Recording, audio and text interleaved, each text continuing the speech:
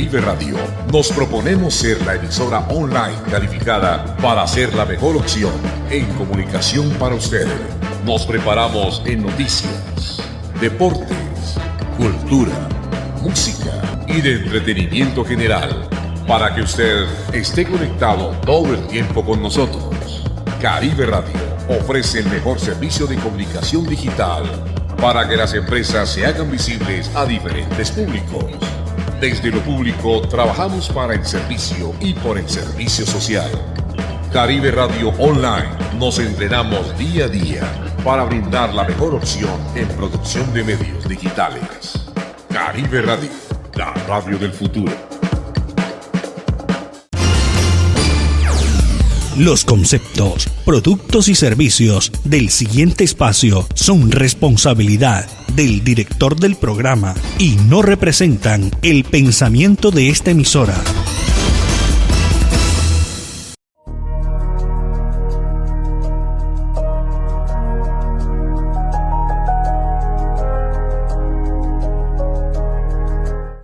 Okay, good afternoon.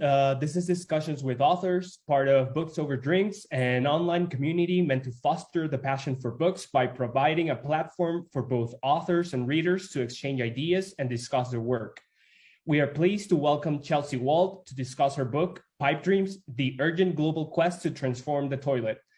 Chelsea is an award-winning environmental journalist based out of The Hague, where she writes extensively about topics ranging from science to health, technology, and the topic of this book, toilets and the environmental, socio-economic impacts of sanitation.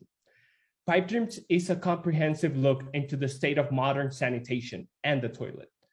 Arguably, one of the most consequential innovations in human history, yet this mechanical device sits underappreciated and behind closed doors, while we overlook how the traditional gold standard for sanitation falls short to the demands of the modern world.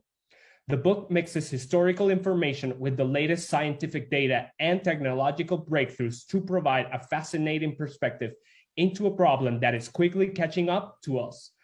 It is certainly a fascinating and extremely relevant read, and one we hope you all enjoy. Chelsea, thank you for joining us today. We are happy to have you with us. Thank you. That was a really smart introduction. I really appreciate it. I'm glad to be here. Nice. We're also glad to have you here. Chelsea, thank you again for being here with us from my side. So the United Nations declared sanitation a basic human right, and thus it's something that the world takes for granted. We flash and forget about the complex infrastructure that takes care of our waste. So, talking about how we deal with that waste as a society, along with accessibility issues for many people, especially those in rural areas, isn't something many of us do. What drove you to write about this topic? I believe you have been covering it extensively for almost a decade. That's true, but it wasn't something I'd really thought about ever before that. So I'm not someone who was fascinated with the toilet or really, I mean, there's some people who kind of are forced into the topic because they have, digestive problems, health issues, or, they grew up in a way where they lacked toilets. So I was one of these people who took the toilet for granted for, most of my life. I'm an environmental journalist, and I like to write on, science, environmental topics. And someone, an editor assigned me a story. Actually, two editors assigned me stories in about 2013, I think it was, that touched on the topic of toilets. One was about new ideas for toilets for low income settings. So think about, urban slums, like really growing urban slums in, low and middle income countries or rural areas as well. And then the other story was about heat in cities, and actually mostly in high income cities, and how we can create climate friendly heat in our cities. And it turned out that one of the places we can find heat is in our sewers. And both of these stories just kind of came to me and fell into my lap. And I realized through this research that I did for those stories, there's this sort of vast world of sanitation research that people were doing, or innovations around sanitation systems for all different contexts, and that there were needs. And the reason people were doing all this research, the innovators were working so hard on this, was because we had a big problem, and a problem we weren't talking about. And so over the years, I saw like a space for myself as a journalist, as a freelance journalist, in looking into these stories. And so I just kind of did it slowly and methodically. And then eventually I gathered so much information that I realized there was a book in it. And so I pitched the book, and the result is Pipe Dreams. Why don't we talk a bit about what we flush away in toilets? We seem to be throwing a lot more things into these pipes, from trash to toxic chemicals, something that didn't happen before. So this is just getting worse. A study in wastewater facilities in the US in 2017, found pharmaceuticals that survived beyond municipal wastewater treatment. These had the potential to reach essential drinking water sources, which is a very critical issue. How big of an issue is this really? Are most wastewater treatments equipped to filter out these dangerous pharmaceuticals, or how does it work? Yeah, so wastewater treatment, you can kind of comes in these stages that are kind of, first meant to deal with, basically the poop and, then increasingly in the nutrients, and, but isn't really equipped, like modern wastewater treatment as it's practiced in most places, isn't really equipped to deal with, the variety of other stuff that we put into the wastewater these days, which is, as you point out, is a problem that's getting worse. And so, yes, so lots of pharmaceuticals, for example, do end up getting discharged from wastewater treatment facilities into local water bodies. Sometimes that can be picked up again and treated and used for drinking water. And a lot of the efforts are being made to sort of filter it at that point. And also it can affect wildlife, fish and so forth in those water bodies. And I think that that's a problem that people are aware of, but it's like so many of these problems, it's a very difficult one to solve, because it means adding on layers and layers of technology that's not yet ready, or it's very expensive to these systems that are already in place, just making them more and more complicated. And it's like really interesting to note that something like 80% of the wastewater in the world isn't treated at all. So this is the wastewater, it kind of comes through sewers. Often because there are treatment plants at the end of the sewers, not often, but sometimes there are treatment plants there, but they actually aren't working properly. In many parts of the world, they don't have the chemicals, they don't have the funding to sort of the upkeep of these complex and expensive systems, and so they take a lot of energy as well. So you need consistent supply of energy. And so even if we did have all of the technology, it's not possible to really deploy it with the inequality that we have in the world. And so that's why people are kind of looking to see maybe there is a different way to tackle these problems. One of them might be, new technologies at the end, but another way might be to start at the beginning again and treat things differently. So one of the things that you might be able to do is most of the pharmaceuticals that come out in the toilet come out in your urine. And so if you could keep the urine out of the system, you might be able to keep a lot of the pharmaceuticals out of the system. So that's just sort of one example. And there's other reasons to reclaim urine. I just did a story for Nature that goes even further into it, or goes into different reasons than I go into in my book.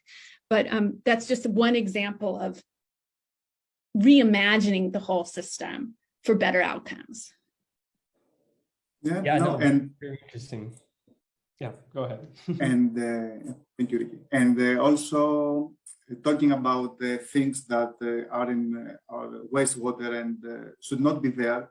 Something that I found very interesting in the book was the concept of wastewater surveillance, which became very prevalent in the last couple of years with the COVID-19 pandemic. So what would you say is the diagnostic value of feces and wastewater? Yeah, this is really interesting because when I finished the book, it was basically, I turned in the first full draft of the book in April 2020, right? So just at the beginning of the pandemic. And I had just written the section on, using wastewater for surveillance. And little could I have imagined how much people would soon hear and learn about this topic that when I heard and learned about it was very obscure. It was being used mostly in Europe to study illicit drug use in cities. That was the main use. And now I would say COVID surveillance is probably the most common or most widespread use of wastewater surveillance. And I think that we will start to see more and more of it like around the world, because you have all of these teams and these utilities that have sort of ramped up this capacity. And so then if communities want it, they can start using it for more purposes. One of the things that I found interesting when I was doing my research before there was COVID was that you can use it for flu. Communities really want to monitor for flu. Is it going to be a severe flu year? But it's hard to know because people often just have flu at home. They don't get tested for it. And so they don't catch that the spike is coming until a little bit late. There were some other ways to look for it. Like you could kind of monitor how many people are buying flu-related drugs from drugstores, but that you also might buy those same drugs for having a cold, or you might not buy them. You might buy them in advance of having the flu. So they weren't really good measures, but there were, so there's ways to, there's other things that you could use this wastewater surveillance for. And then the other thing that I came across in my book was the idea of using the toilet itself as a medical device. So the thing about using wastewater surveillance is that it can test a whole community and it can do it anonymously. So you're not saying, you avoid the issue of stigma if you keep the sample large enough and do it anonymously. And you can say, okay, in this community, there's a certain level, but you don't say, oh, that street is really like a COVID hotspot, stay away from there. Or, that person over there is spreading such and such a disease in our communities, thereby stigmatizing that person. But you could also imagine that individuals would want to monitor their own health, maybe not for COVID because you can take the COVID test, but maybe over a sort of long span, or you want to monitor, a variety of different symptoms that you can, and markers, biomarkers in your pee and your poop, like the same things that you would give samples to your doctor for, you could just give to your toilet. And this is also something that has kind of taken off even since I wrote my book. There's more and more examples of companies that are coming out with these sort of medical toilets, and people seem interested in them. Although the idea has come up before, I still do personally have the question whether people will want that, how many people will want that, and whether it will work actually. Just like any new medical device, you'd really have to know if it works. And if it's sort of like a Fitbit, there might be a lot of hype about it, but in the end, maybe maybe it's more of a recreational device than a medical actually device. helping to monitor your health. No, I agree. Yeah. And I have a lot of questions.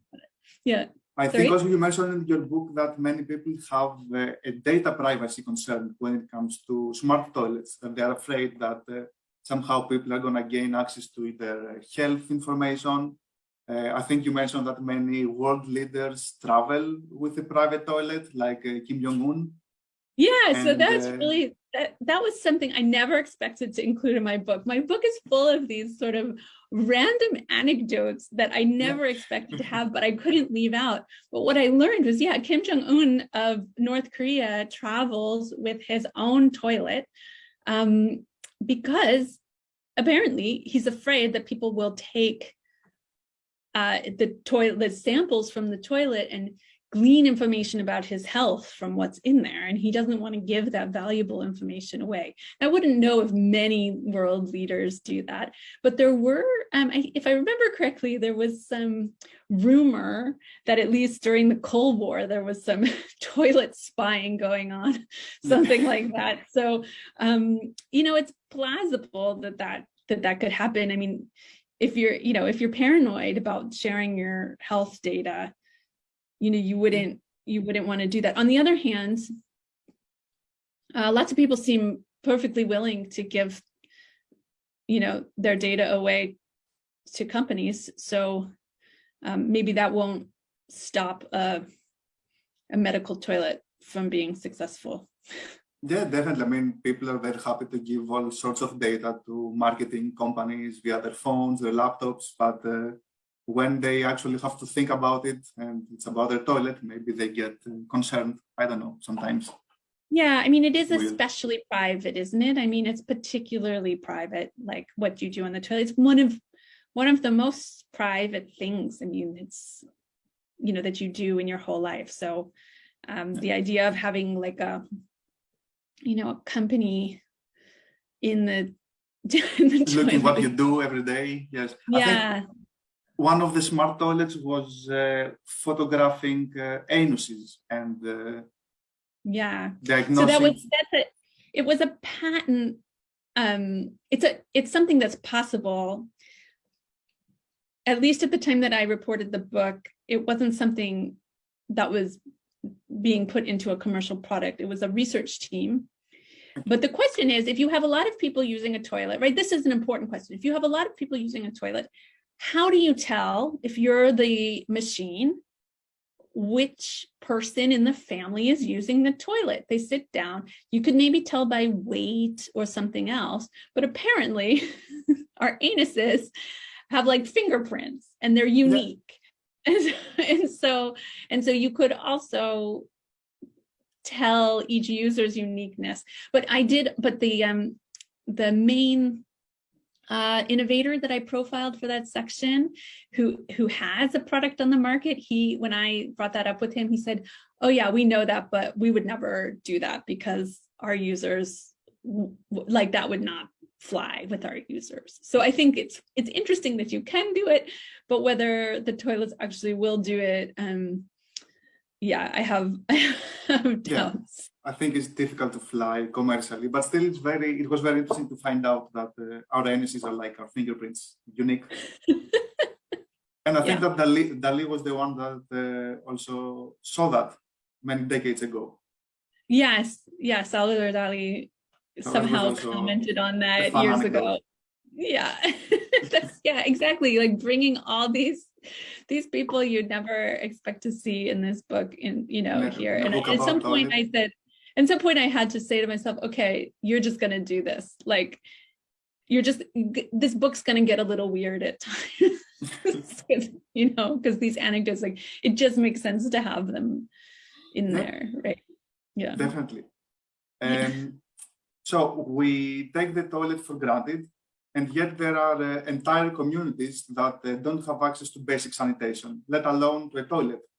And millions still seem to practice open defecation.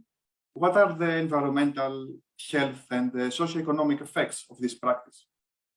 Yeah, I mean, the health effects for people who don't have basic or better than basic. So what's now known as safely managed sanitation. So there's different levels that you could have, are pretty serious. Many children still die every year from preventable diseases because they have too much exposure to other people's poop, basically. And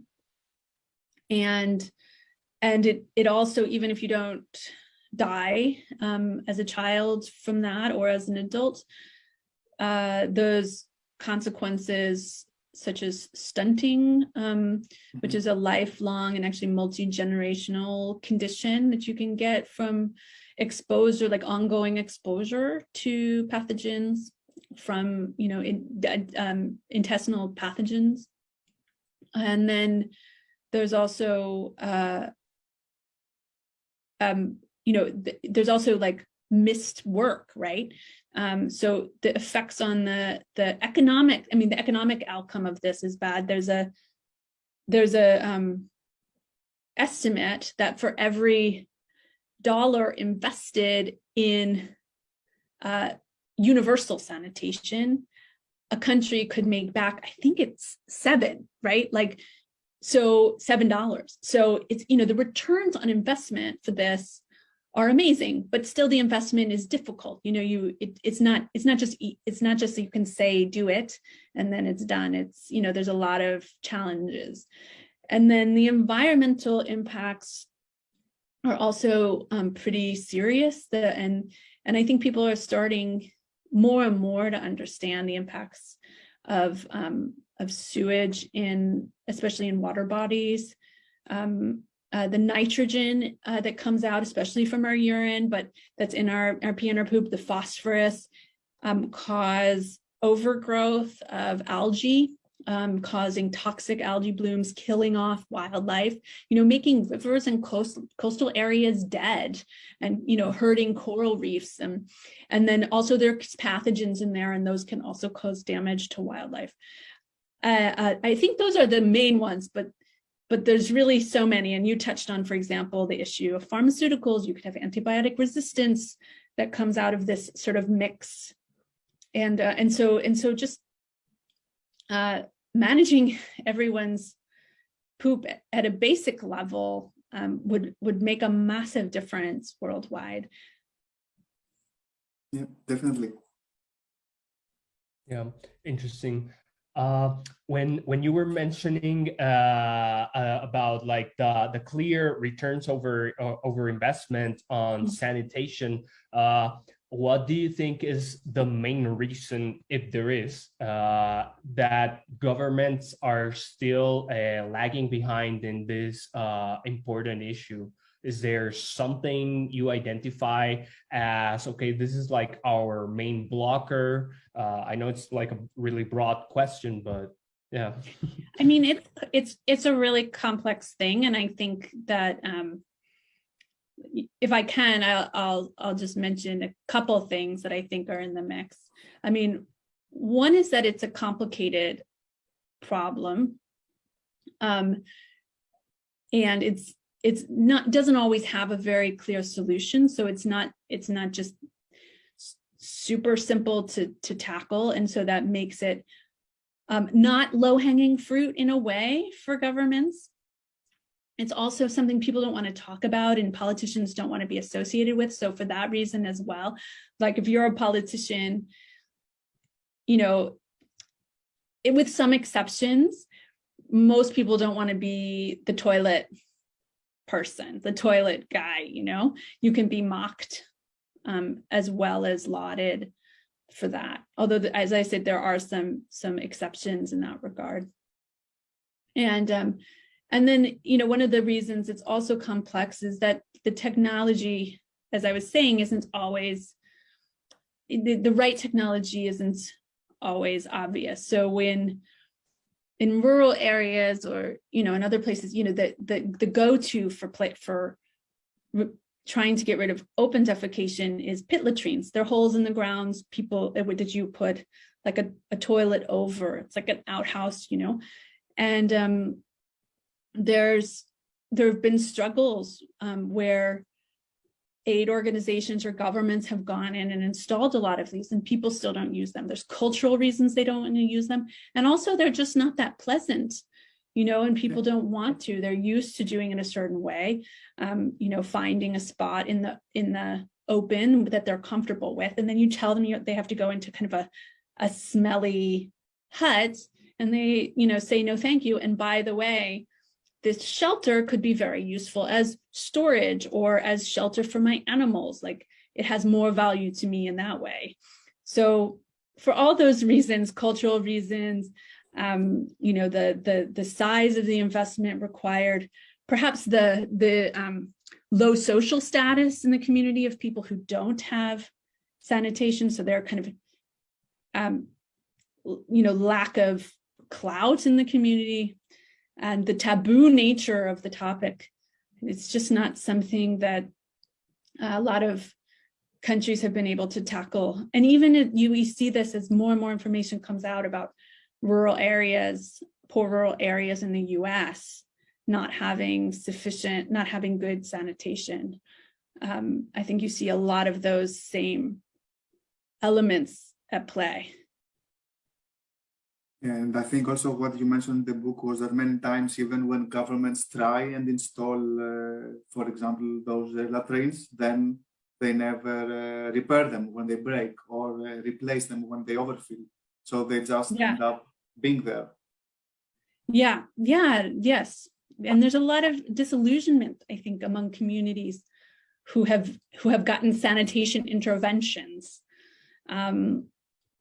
You know, about these interventions and how effective they are, you know, and this use of money. And so that's why a lot of people are interested in new ways, new technologies, but also new ways of engaging communities, so that you're not just going in and saying, hey, here's a toilet, use it, but trying to figure out what it is that they really would like. What would actually work for that particular region. Yeah, I agree. You mentioned, so out of the different euphemisms that you can use for human excrement, you use poop and pee. So out of curiosity, why did you choose those specific two words and not dozens of others? Yeah, poop and pee. We have so many.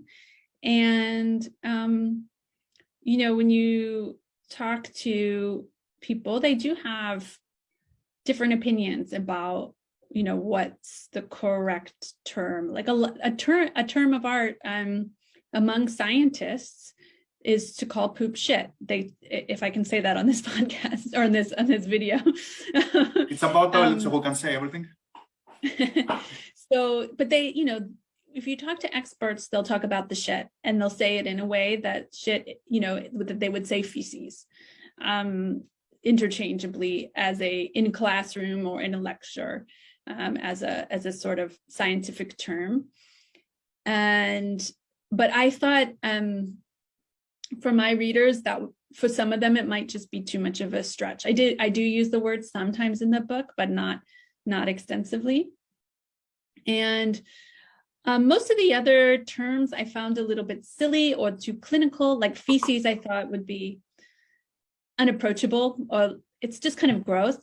But on the other hand, poop has been having a sort of moment. Like if you think of the poo emoji, and, you know, it seems like people are kind of willing to engage with that word a little bit more, and pee goes with poop. So for that reason, I stuck mostly with those words. And I did find that I was kind of trying to follow a trend and not create it.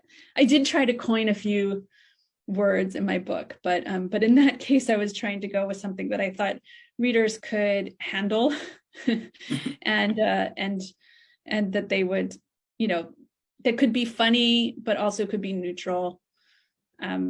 Or could be gross if I wanted it to be, you know, just feels more neutral, I guess. Poop and pee is great. So, everyday language. So you mentioned many different projects and new technologies around sanitation. Is there any like single technology in particular that like gets you really excited? Would you like to maybe tell us more about it? Yeah, well, I can talk a little bit more about urine that I previously talked about. And the reason I want to do that is I have recently gone into some more detail. I've done even further research on urine, but I'll say that as I describe in my book, I actually donated urine to an organization here in the Netherlands that collects it from people who are pregnant, who have a hormone in their urine. When you're pregnant, your body makes a hormone that then can be extracted and actually turned into a fertility drug.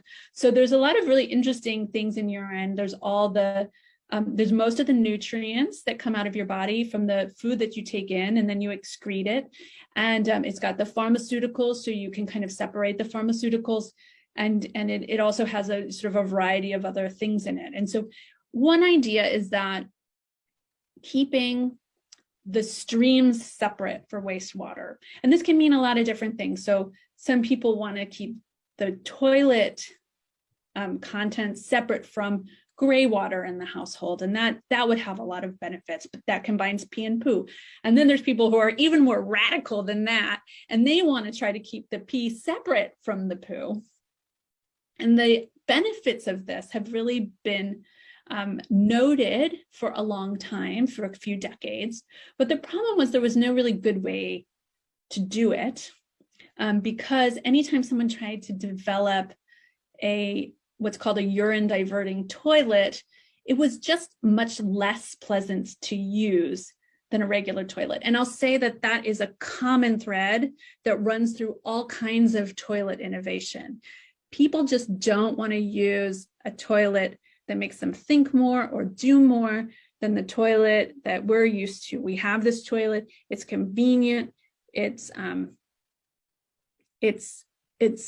basically invisible to us in a way. You use it and you forget about it. So if you do anything to the toilet that makes it more visible, that makes people think about it, they won't accept it. It's just too big of a leap. And so the idea is, how can you make these technologies invisible to the user, so you can introduce everything behind the scenes, all the changes behind the scenes, and you don't ask anything of the users except maybe to replace their toilet. And so there's this, recently, in the past couple of years, there's been this new toilet that's been designed that does separate pee and poo in a way that is almost invisible to the user. And it's now actually being mass produced in Europe and used in a variety of different demonstration projects. And so that I find a very exciting development. There have been more demonstration projects with waterless urinals in office buildings, but obviously people don't have urinals at home for the most part, and still that only captures a small portion of the urine because you're missing, half the population with urinals. So that's the technology that I would highlight. But there's quite a few in the book, ranging from very low tech toilets that I came across in Haiti that are working in very extreme environments, but actually bringing sanitation, safe and private sanitation to people under very extreme, what I would say are extreme circumstances, to high tech toilets or systems in high rises in San Francisco.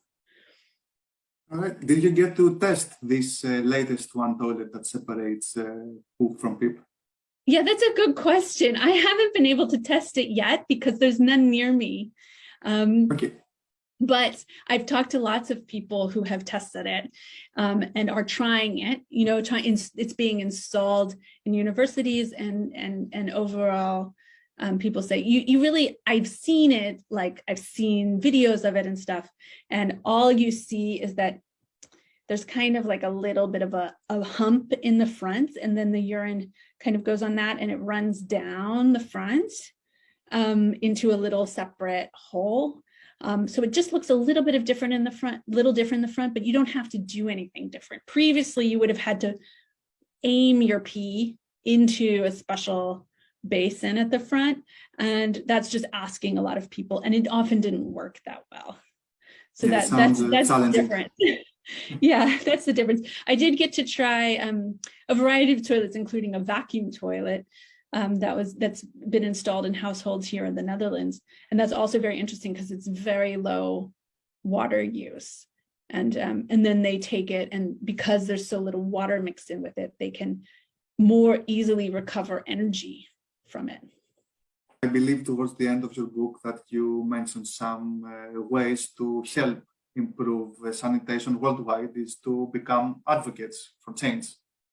Yeah, right. At home. I think at home, right? Wherever you are, find out what the problems are where you are.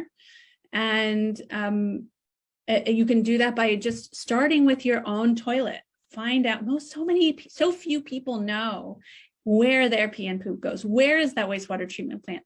What is it equipped with? What are the water quality problems? Who in your community doesn't have a safe toilet? Or where in your community is there research going on? Do they need help? Do they need volunteers? At home, there's problems with this technology around the world. I think some people are aware that there are places in the world without safe sanitation.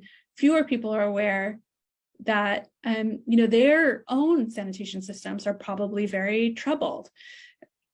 So find that out and start working at home. For me, is the right answer. So Chelsea, as we are approaching the end of our time, this is Books Over Drinks after all. So I wanted to ask you a question that we like to ask all our guests. Which kind of drink or beverage would you recommend our readers to go well with your book? Maybe I'll go have one now. Definitely. The one that came to mind is beer. It's beer, like a big mug of beer, because of course that makes you have to pee. Go to the toilet. Yeah. But not just that, but because beer in a way has become integrated into a lot of toilet innovation. If you'll give me a few seconds to change people's minds about beer, there's two things that people are doing. One is making beer uses a lot of water. And a lot of microbreweries that are trying to be more environmentally friendly in their practices are trying to find better sources of water, so they're not depleting drinking water supplies. And one of the things that I'm seeing is recycled water. So water that comes out of wastewater treatment can actually be cleaned to a level of purity using membranes that it's even it's got nothing in it. It's so clean it can be used even in processes in factories that require super clean water. You wouldn't even want to drink it because it doesn't have minerals in it. And but one of the things is that sending it back into the drinking water system is controversial. People have a hard time accepting it. But breweries increasingly, at least, are experimenting with using that water to brew their beer. And I don't know if it's anecdotal because I wasn't able to confirm it, but there's this history of beer, or like people tell the history of beer that in say medieval times people drank beer because it was safe, right, to drink compared to the water. And so I think there is also this idea that the process of making beer helps sterilize or helps sanitize the water, and beer is a safe thing to drink. And so for all those reasons, I think that using cleaned up wastewater coming out of a wastewater treatment plant to make beer, makes sense. And I think we're going to see more and more of it. And then the other thing that I've recently seen is there's a project that uses urine-based fertilizer. So back to urine again, to grow barley to make that then they malt and make beer out of. And so there's another cycle there where you then drink the beer and then you pee it out again, and your urine could be used to make the beer again, or the water could be used to make the beer again. And so it could be quite a circular system where you're peeing and then you're drinking, and you're peeing and you're drinking. It goes through a process, of course, where you're growing plants and stuff, but it could be a very local, sustainable system in a lot of ways. And so for all those reasons, I would say go have a nice big glass of light yellow beer. Perfect. Will do. So the book is called Pipe Dreams, The Urgent Global Quest to Transform the Toilet by Chelsea Wald. Chelsea, it was a pleasure speaking with you today. Thank you very much for joining us. We look forward to talk to you again. Thanks. I really enjoyed myself. Thanks for the wonderful questions. Thank you.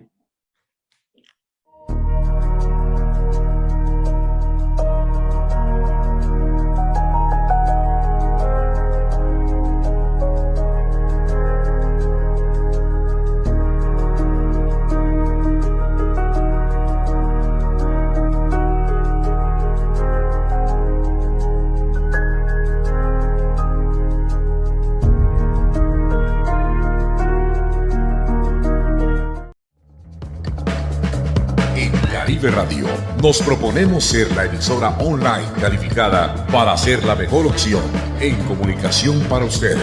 Nos preparamos en noticias, deportes, cultura, música y de entretenimiento general para que usted esté conectado todo el tiempo con nosotros.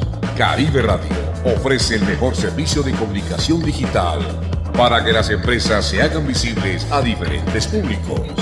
Desde lo público trabajamos para el servicio y por el servicio social. VIVO Radio Online nos entrenamos día a día para brindar la mejor opción en producción de medios digitales. VIVO Radio, la radio del futuro.